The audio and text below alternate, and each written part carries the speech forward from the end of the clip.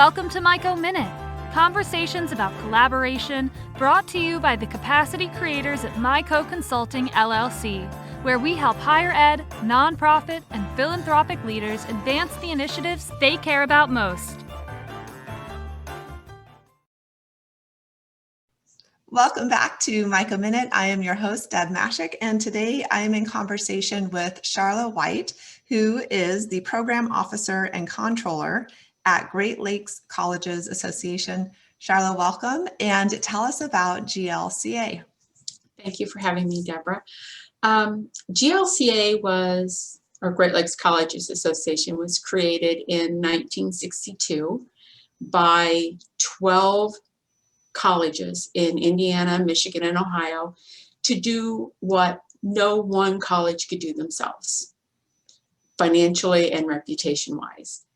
In 1964, we were actually founded, and we have been responsible for helping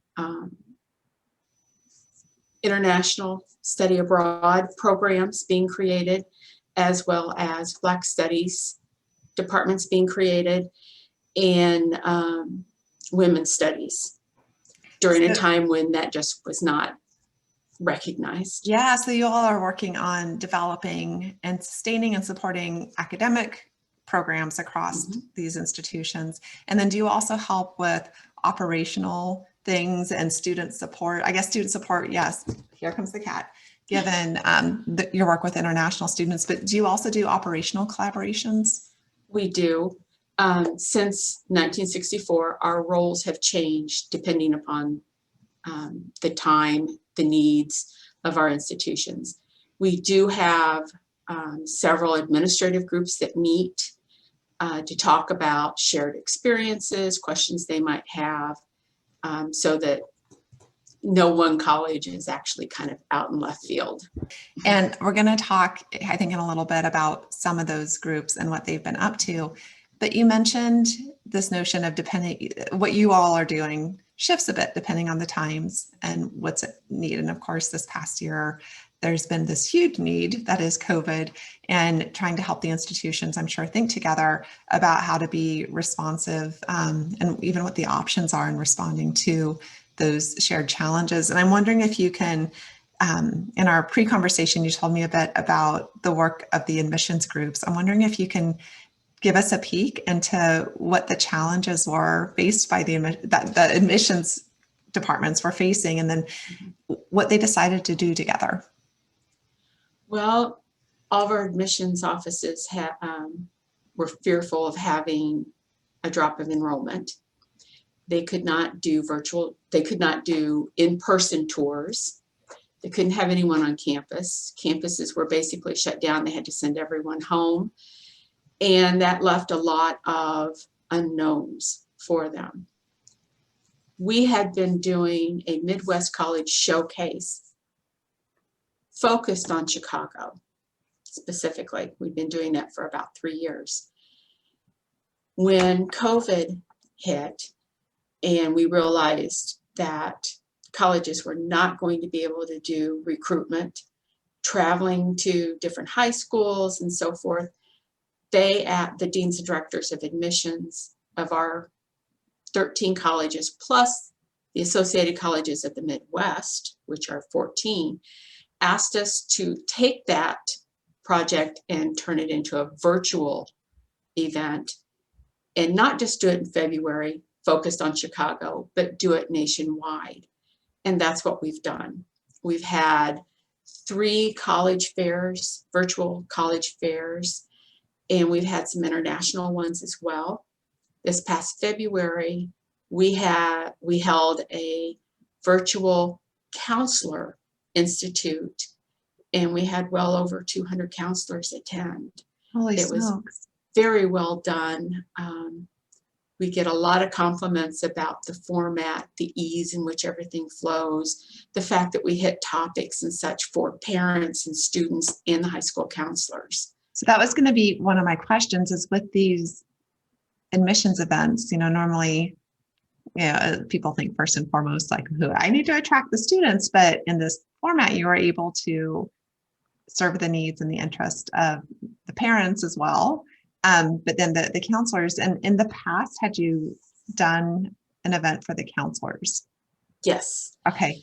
And Each year how would the relative attendance of what you saw historically compare to what you saw when you went virtual? we actually had more people show up virtually. And from I all think over the it's, place? yes, I think it stems from the fact that they don't know what to tell the parents because everything has changed. And they're missing that one-on-one contact that they have with their colleagues. And that was one thing that we offered them in the Counselor Institute, was an opportunity to go into breakout rooms. We gave them questions. We engaged them to not only talk with us, but themselves. And I think they found a great deal of value in that, even though it was done via Zoom and what they were used to doing in person. But now they could do it from the comfort of their own home or office, wherever. Yeah, and I love that, they're forming communities of practice, of course, too, and learning from each other and providing a space for that. So here's one of the things that you mentioned that I find fascinating is that these were not just the GLCA schools involved, but they were also the Associated Colleges of the Midwest schools involved. So, some might say, well, why would all these colleges do an admissions event of all things? Because surely they're all in competition with each other. Why would you support each other? I don't think people would really say that, but it might be a question. So I'm curious, what's the origin story for GLCA working with ACM on these admissions events? And then also, how do you structure in a way that really does celebrate and highlight the uniqueness of the institutions while also doing this together? They remain competitive, of course, but we're all very similar institutions. So there's that level of trust, which is very important in something like this. And because of the trust, because of the similarities, we have encouraged collaboration, and they have opened their arms because each of the institutions, the 27, there's something unique about each one. And that is the drawing point that gets the students to pay attention to them. So that kind of helps remove some of the competitiveness. The history, we've always maintained contact with several of the consortia across the US. One of the other ones that we have is ACS, which is the Accredited Colleges of the South. And their colleges are all over the US. They're not really confined to a certain area. Where GLCA and ACM are more closely related, we're more condensed. Geographically, the schools cluster. Yeah, and several of our groups have just expressed desire and need to expand their the consortial membership. Like our deans of students frequently meet with the ACM deans of students. That gives them a wider range of information to share and to learn from. Okay, so the collaboration around the admissions events is one of many ways that GLC and ACM come together. Yeah, we've been doing this now for 3 years. Wow. Okay. So what about other groups who have had to come together in new ways to address new challenges in the COVID era? I was looking at your website and it looks like your GLCA helps support over 16 cross-campus functional groups, I think, and you mentioned there are even more, so this is probably, more than 20 at this point. What are some of the shared challenges the other groups of practice, communities of practice have had to navigate over the past year, and how have they done it? Well, for example, the financial aid people have had to look at repackaging and their financial aid because most of the schools have done remote learning. So they've had to think about, well, we have to relook at packaging because now their expenses aren't nearly as high. We can't very well charge them room and board and so forth. We have met with ACAD, which is the Admissions Committee for Access and Diversity. And they have come together and they meet bi-weekly. All of our groups that we have brought together, along with some new ones, because COVID has forced them to make changes in the environment for the students as well as for themselves. So they talk with one another to find out, what did you do? They're all thinking outside the box together. They meet via Zoom, either bi-weekly or monthly, to talk about issues, questions they might have, such as the CARES Act. The financial aid officers had to talk about that. Registrar's office about changing calendars. They've gone from a semester or quarter to, oh my gosh, now we're doing blocks. How do we give credit and so forth? So all the groups are kind of thinking outside the box and communicating together. Yeah, and this frequency of meetings, they're meeting more frequently than they did pre-COVID. Yes, some of the groups never met at all, but most of the groups met in person once or twice a year. And then they, of course, had their listserv, which, that's always a hit and miss anyways. Yeah. So a couple things about that. I'm curious, when we're talking about things like financial aid packages or the impact on budgets, these are really private conversations for a lot of institutions where I'm curious, what does it take for, those different people to actually come together with a lot of authenticity and openness? Like how revealing are they about the real challenges and their real opportunities? I don't know if that question even makes sense, but it seems like those would be difficult conversations to have. Are people actually having them? People are having them, and I think it is because of the trust that we've built within the groups. Nothing is shared. Tell me what you mean by that.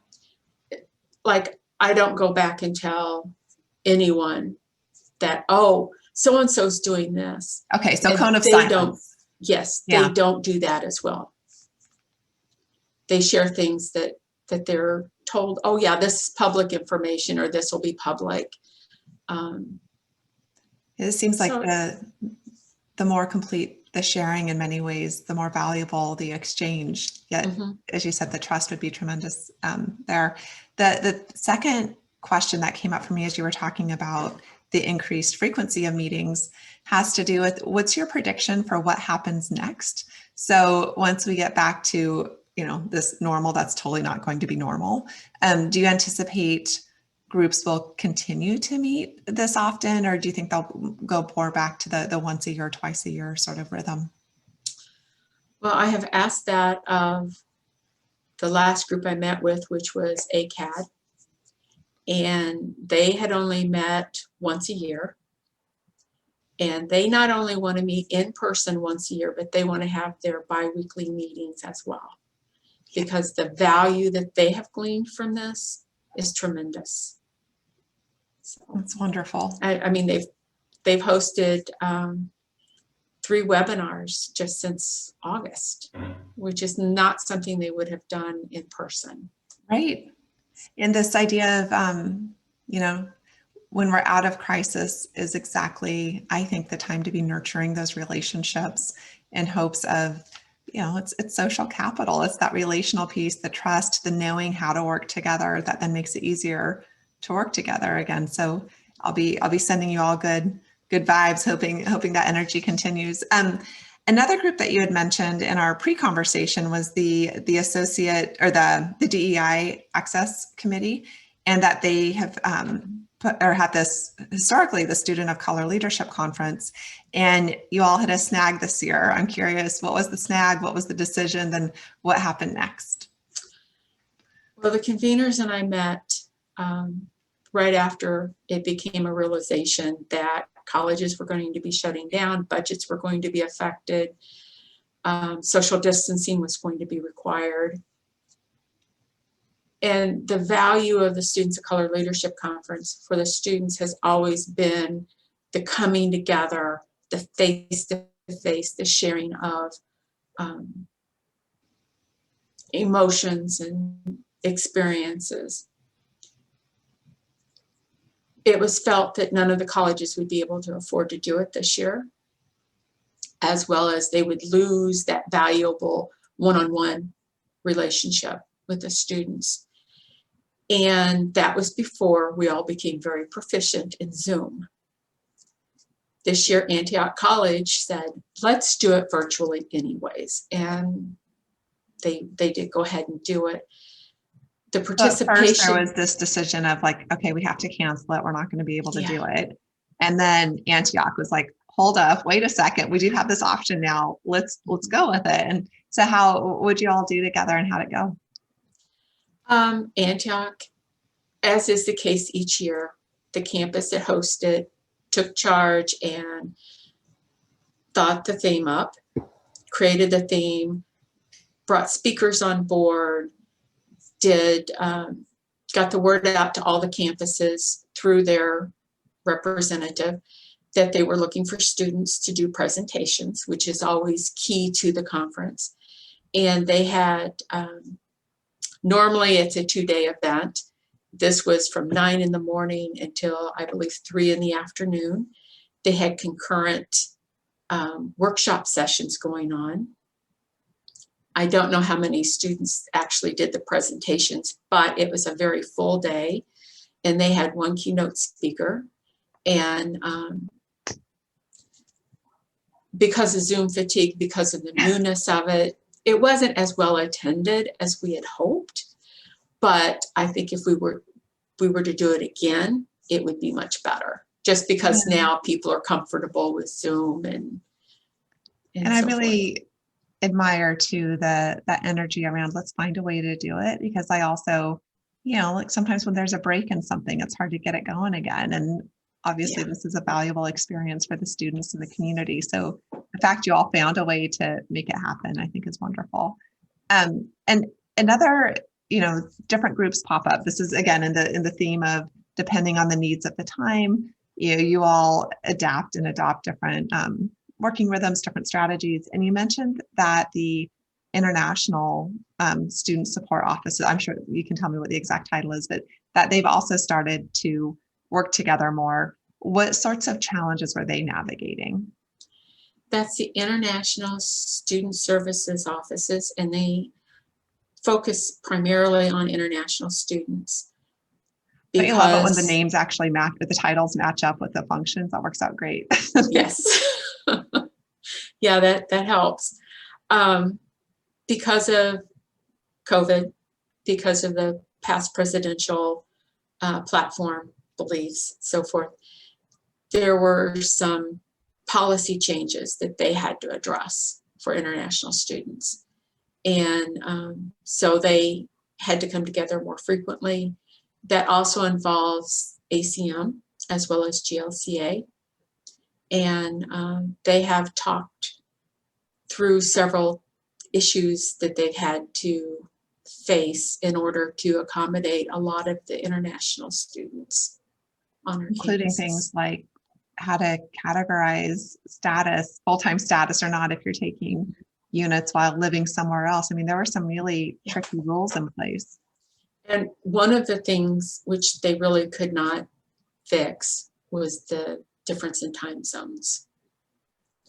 And I have to say that I was really impressed with the students that attend our campuses that are international, because they were up at 2:00 in the morning, their time, to take a class that was being offered. Right. And so they could have, the camaraderie, the collaboration within the classes with the other students. Right. I mean, that speaks volumes about the value that they see in the classes and the communities and being there with their peers. Yes. Yeah. So I'm curious what advice you can offer other higher ed leaders when it comes to navigating these COVID challenges within the context of cross-campus, inter-consortial relationships. You all have really, these old established networks. They are dense. You're doing a lot. And what advice can you offer to others who may not have that longevity in place already? I would say I would encourage them to think outside the box, listen, and communicate, and be honest and open to doing things outside the box. To me, that's very valuable. If we hadn't been open to thinking outside the box, we probably wouldn't have met the needs of our colleges. Yeah.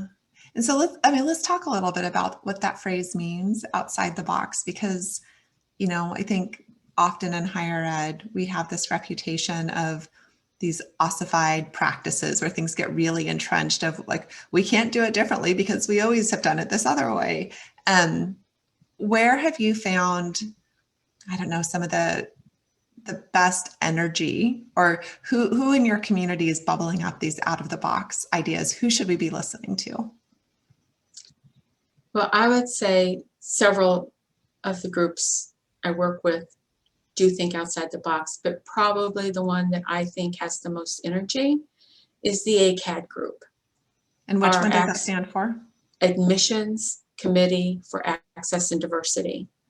They're young professionals in admissions. They work mainly with prospective students of color and students who wouldn't normally find themselves eligible to attend any of our colleges. Because of their thinking outside the box, and not only COVID, but some of the racial situations our country has faced, they have hosted 3 conferences about anti-racism. And they have not only been well attended, but they have shared them across the GLCA Consortium and the ACM Consortium as well. That's another example of not just thinking by and for oneself, but in community, and then that enthusiasm around sharing the learning and learning from others, and also giving voice to, that it's not only the administrators should be making or only the executive administrators should be coming up with the ideas, but the idea that the entire community is involved in this generative, productive, out-of-the-box thinking, I think is incredible. So looking at the time, Charla, we're going to go ahead and wind up. And I just want to say thank you for sharing all of these wonderful examples of what GLCA and your member institutions have been doing to respond to COVID. And I know it's been an absolute grind for everybody. And when I hear what you all are doing at GLCA, I know it's been an incredible value to your community. So thank you for modeling that. And I look forward to our paths crossing again soon. I do too. Thank you so much for having me. Yeah, and so for those who are interested in getting a copy of Myco's 20-page white paper on the people, tools, and processes that support collaborative capacity, you can swing by www.myco.consulting. And Charla, for those who are interested in learning more about you and GLCA, where can they go? They can go to www.glca.org. Excellent. And I'll be sure to put that in the show notes, as well as a link to your LinkedIn profile, so we can all stay in touch. Thank you. Thank you so much. Have a great one. Bye.